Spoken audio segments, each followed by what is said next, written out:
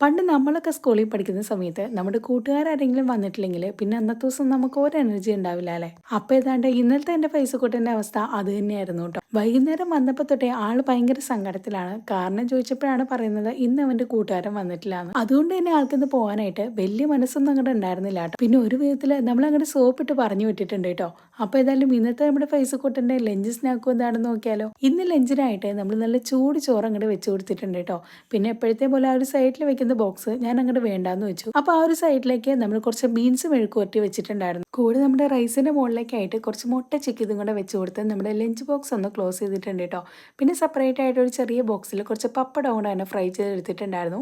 അങ്ങനെ നമ്മുടെ ലഞ്ചൊക്കെ ഒന്ന് സെറ്റ് ആയതിനു ശേഷം നമ്മൾ സ്നാക്സ് ബോക്സിലേക്കായിട്ട് വെച്ച് കൊടുക്കുന്നത് ഈ ഒരു ചെറിയ ബിസ്ക്കറ്റ് ആണ് കേട്ടോ. ഇതിന് അമ്പിളിയമ്മാവന്റെ ബിസ്ക്കറ്റ് എന്നൊക്കെയാണ് ഫൈസക്കൂട്ടം പറയുന്നത്.